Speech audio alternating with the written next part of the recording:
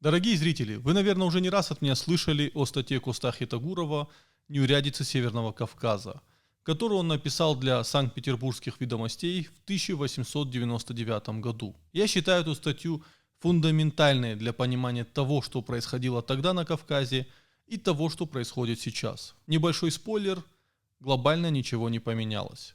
В этой статье, которая выпускалась частями в Санкт-Петербургской газете, Коста затрагивает такие темы, как взаимодействие русской администрации и туземного населения, проблемы этого взаимодействия, проблемы того, что горцы всегда виноваты во всех преступлениях, да, как в принципе сейчас мы часто видим, в какие-то периоды бывает актуальна тема «во всем виноваты кавказцы». Проблему отсутствия выборов, проблему того, что правовые, общественно-нравственные, общественно-культурные условия, в которых формировались горцы Северного Кавказа, скажем так, никто не хочет учитывать и брать во внимание.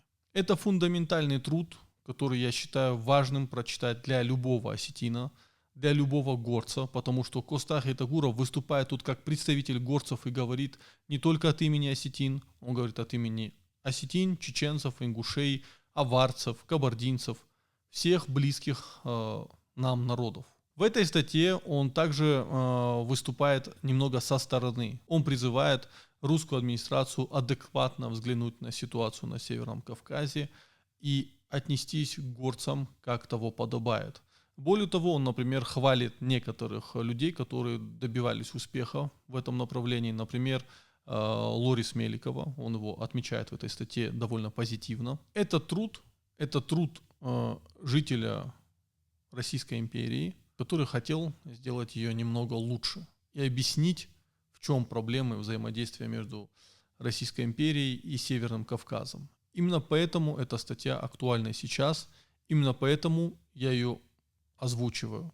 Перед тем, как начать озвучивать этот материал, я это буду делать в нескольких частях, я вам дам несколько таких порций десерта, фрагмента из этого материала, потому что дальше уже видеоряда не будет, а только будет аудиоряд, где я постараюсь более-менее эмоционально зачитать этот текст. Первый фрагмент.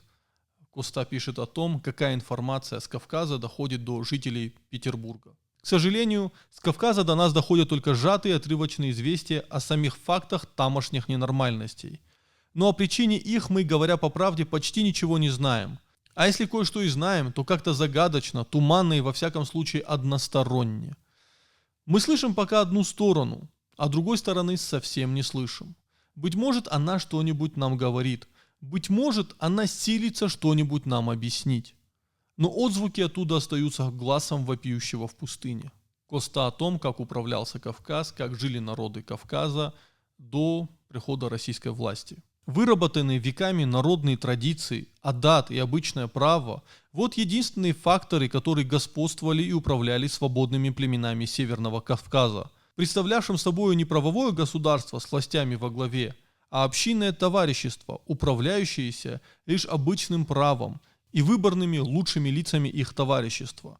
Общинные и народные вопросы всегда решались собранием родовых и общинных представителей, избираемых всегда заново для каждого случая. При этом все члены таких совещаний пользовались одинаковым правом голоса. И на решение вопроса имели преобладающее влияние лишь их опытность, мудрость и красноречие, а не родовитость и происхождение.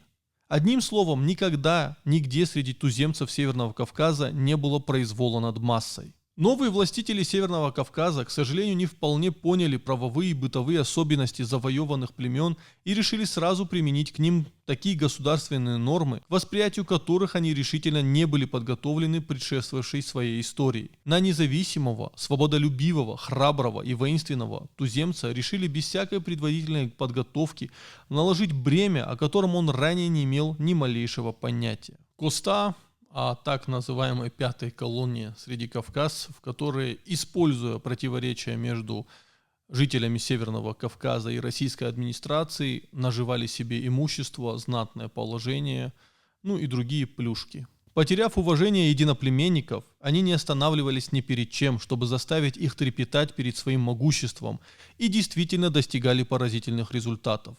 Все добровольно и принужденно единоличные и массовые выселения туземцев в Турцию, в Россию и в Сибирь были последствием самых нелепых доносов, тайной и открытой агитации этих отщепенцев, которые пользовались народным добром, наследуя земли и имущество, высылаемых по их наущениям. Ну а дальше уже слушайте. В этом выпуске я озвучу первые 3 части этой статьи.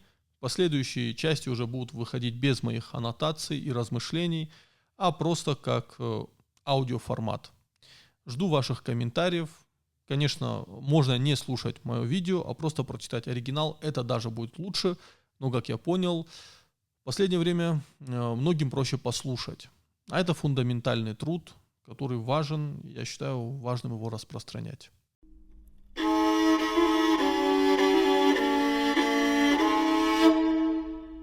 Костахи Тагуров. Неурядицы Северного Кавказа. 1899 год. Уже несколько лет в обществе и в печати циркулируют известия, свидетельствующие о каком-то странном и во всяком случае далеко не нормальном положении вещей на Кавказе, населенном многочисленными кавказскими племенами и управляемом, как известно, полувоенной администрацией. За последний год разного рода слухи и известия, иной раз весьма печального свойства, не только не прекращаются, а напротив, усиливаются и на интересующимся делами Кавказа публику производят впечатление кошмара, в котором никак нельзя разобраться. Не только чувствуешь, а можно сказать даже осязаешь какие-то угнетающие явления, волнующие всю обширную территорию Кавказа, но в то же время не видишь света. Картину окутывает густой мрак, сквозь который нет возможности разглядеть с достаточной ясностью не вызывающие кошмар факты, которые точно туманные признаки постоянно проносятся на панораме обширного и далекого края. В прошлом году в газетах были напечатаны, заимствованные из официальных терских ведомостей, известия о том, что терская администрация в видах прекращения каких-то изумительных разбоев и грабежей приказала не выпускать во Владикавказе после солнечного заката туземцев из жилищ, дав право полиции арестовывать каждого туземца, который вздумает ночью появиться на улицах злочастного города. К этим известиям прибавляли, что для усиления местной полиции привлекаются целыми селениями конные стражники. Рядом с этим в кавказских, а затем и столичных газетах были помещены известия, что 6 тысяч семейств, то есть около 30 тысяч человек туземного мусульманского населения, решили выселиться с Кавказа в Турцию, и в этом смысле возбудили ходатайство перед султаном, и что в то же время сектанты-духоборы получили разрешение русских властей навсегда эмигрировать.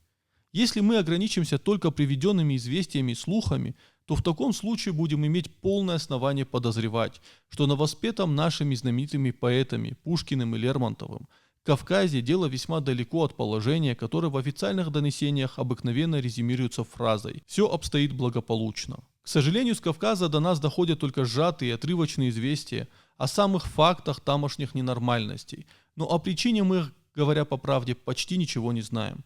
А если кое-что и знаем, то как-то загадочно, туманно и во всяком случае односторонне. Мы слышим пока одну сторону, а другой стороны совсем не слышим.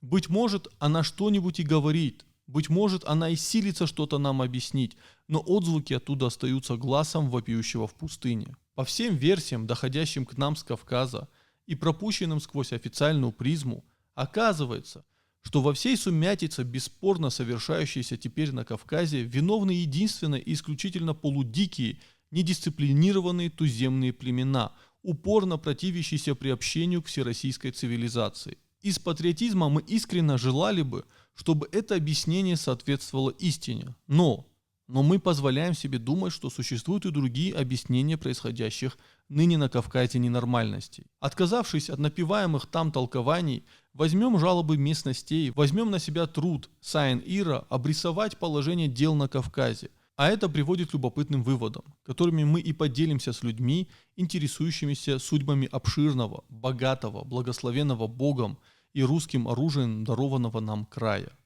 Для краткости ограничимся пока только Северным Кавказом и главным образом Терской областью. В то время, когда народы Закавказья влачили свое рабское существование под деспотическим гнетом всевозможных царей, султанов, ханов, беков, князей, туземцы Северного Кавказа, осетины, чеченцы, ингуши, аварцы, абазинцы, кабардинцы, закубанские черкесы и так далее, в продолжении многих столетий, вплоть до водворения там русской власти, пользовались полнейшей свободой.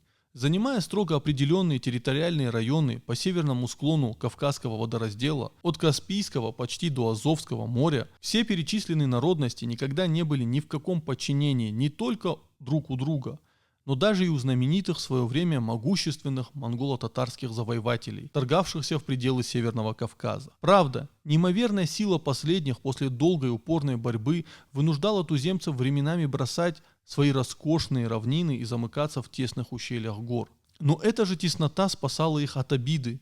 Они избавлялись не только от позорного рабства и данничества, но и от тлетворного влияния своих врагов. Напротив, постоянные набеги храбрых и подвижных горцев, причиняя неисчислимые неудобства оседавшим на их равнинах монголо-татарским завоевателям, очень скоро заставляли последних переносить свои станы и кочевки подальше от гор, и более слабую их часть попадать к ним даже в холопы, слуги и данники, а в лучшем случае искать с ними сближение и оставаться на их землях в качестве арендаторов или же покровительствуемых гостей. Несомненность этого явления наглядно доказывается остатками монголо-татар и киргизо-нагайцев, рассеянных по Кубанской, Терской и частью Дагестанской областям и находившихся до освобождения крестьян при Александре II той или другой зависимости от разных фамилий чисто туземного происхождения. Кроме того, ни одно из перечисленных выше кавказских племен никогда не имело над собой единолично распоряжавшейся всем народом власти. Каждая из них, сообразно занимаемой местности, распадалась на отдельные, зачастую очень резко обособленные общества, с тем или другим количеством аулов разной величины и населенности.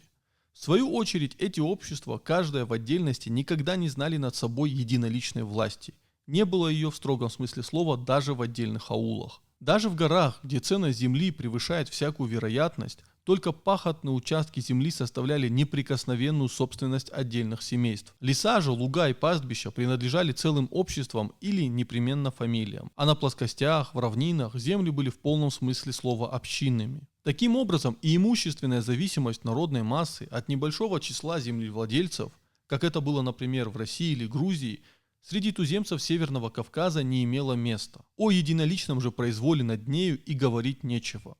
Даже в Кабарде, где сословная рознь нашла наиболее благоприятную почву, народ никогда не был ни в личной, ни в имущественной зависимости от так называемых князей. Все преимущество последних состояло в их предводительстве толпой в набегах или обороне, а затем, конечно, и в львиной доле при дележе добычи, благодаря чему они располагали большим имуществом в виде построек, оружия, домашней утвари, лошадей, крупного и мелкого скота. Дети их наложниц, приемыши, беглецы, укрывавшиеся у них от преследия кровников, или даже просто любители кормиться остатками богатого стола и одеваться в старье с княжеского плеча, составляли обыкновенно их даровую рабочую силу и прислугу, но при неотъемлемом праве оставлять своих господ во всякое время. Таким образом, в Кабарде, собственно, население было свободно от господства единоличной власти. Выработанные веками народные традиции, адат и обычное право – вот единственные факторы, которые господствовали и управляли свободными племенами Северного Кавказа, представлявшими собой не правовое государство с властями во главе,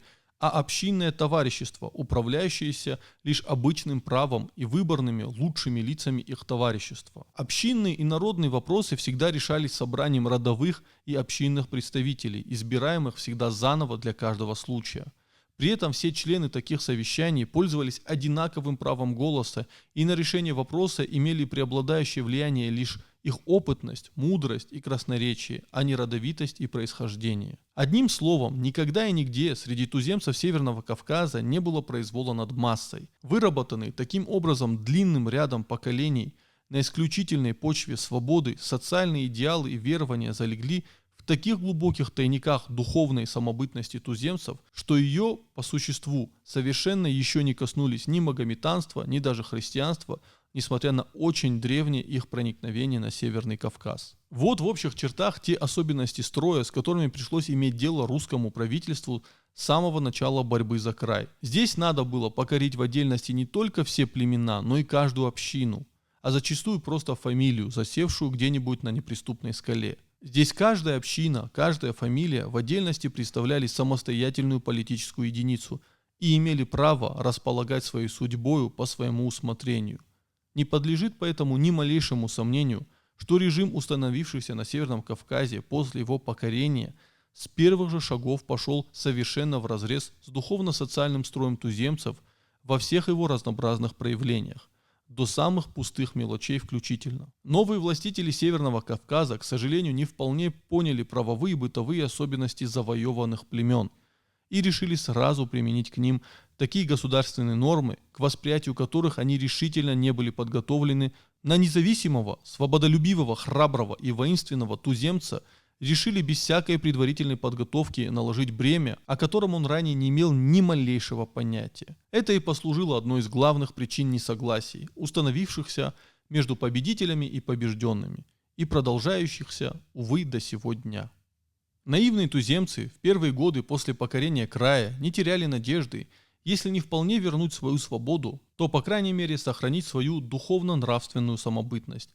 И поэтому каждое мероприятие русской власти, направленное против таковой, они встречали с большим неудовольствием, не исключая даже приема на казенный счет в кадетские корпуса и гимназии детей влиятельных лиц из их среды, усматривая в этом стремление к их обрусению. Чувство северных кавказцев возмущалось тем, что правительство представляло разного рода льготы и отличия тем из туземцев, которые мирились с правительством и шли добровольно к нему на службу. И нужно сказать правду, что последние послужили немало-таки несогласию, существующему теперь на Северном Кавказе между туземцами и русской властью. Оно и понятно. Посредничество этих благонадежных и влиятельных лиц систематически вводило последнюю в более или менее крупные ошибки, которыми недобросовестные из этих посредников пользовались для своих чистолюбивых и корыстных целей. Потеряв уважение единоплеменников, они не останавливались ни перед чем, чтобы заставить их трепетать перед своим могуществом, и действительно достигали поразительных результатов. Все добровольно или принужденно единоличные или массовые выселения туземцев в Турцию, в Россию и в Сибирь были последствием самых нелепых доносов, тайной или открытой агитации этих отщепенцев, которые пользовались народным добром, наследуя земли и имущество, высылаемых по их наущениям. Чтобы составить себе ясное понятие о том кавказском типе, который туземцами называется изменником и который, вертясь между русской администрацией, туземцами и служа первоябедничеством, в отношении туземцев, являясь провокатором, нужно только познакомиться с процессом некого Харанова, имевшего место осенью прошлого года во Владикавказском окружном суде и отчет о котором помещен в номер 243 Тбилисского листка. Это яркий тип местного смутьяна, действующего в целях личной корысти, возможность появления которого обуславливается именно ненормальностью существующих отношений. Втираясь посредником во всех сношениях туземцев со всеми государственными судебно-административными учреждениями, эти отщепенцы развили в крае мздоимство в свою пользу до таких невероятных размеров, что никакой туземец и слышать теперь не хочет, чтобы по русским законам можно было решить правильно даже самое пустое дело. Взятки получаются ими, якобы для передачи русским властям, из правых, из виноватых, а при недовольстве туземцев исходом веренного им дела вся вина сваливается, конечно же, на русское должностное лицо, которое рекомендуется ими туземцам или дураком, или очень злым на то, что ему мало дали. Кроме присущего всякому человеку антагонизма, какой он может питать к врагу, кроме ложного представления русской власти и правосудия, какой составляли себе туземцы, благодаря ненавистному для туземцев посредничеству презираемых ими же их земляков, большое количество недоразумений и преступлений на Северном Кавказе в первое время после завоевания, да и теперь, обуславливается еще и тем, что казачьи станицы поселены вперемешку с плоскостными аулами туземцев. Нескончаемые столкновения из-за межи, потравы, порубки и прочего не только не убивают чувство неприязни между только что разнятыми врагами, а напротив, с каждым днем усиливают их взаимную ненависть. Ни один честный казак не станет отрицать, что охота на гололобых собак до самого последнего времени считалась у казаков очень занятным развлечением. И действительно, они их били везде, при всяком удобном случае. Не только в дороге, в лесу и в степи, но и у себя в станицах, ночью в сумерках и даже днем, на глазах у собравшейся на даровое зрелище толпы. Кто убил? Не знаем. Должно быть, лез воровать, вот его и подстрелили. Этим кончалось обыкновенно судебно-полицейские дознания о мертвом теле, найденном в навозе или же в луже и вырытом какой-нибудь агашкиной свиньей. Всякое воровство, всякая пропажа от лошадей и быков, до арбуза и кочана капусты, все взваливалось на туземцев. Никому не стало житья от этих голодных азиатов, проклятых нехристей, гололобых собак. Это озлобление против туземцев с особенной яростью проявлялось в Терской области, где туземные и казачьи поселения перемешаны более беспорядочно и где земельные наделы казаков по количеству и по качеству далеко оставляют за собой наделы туземцев. Само собой разумеется, что и туземцы всячески старались и стараются не оставаться в долгу и подчас жестоко мстят русскому населению. Но какая разница в положении сторон?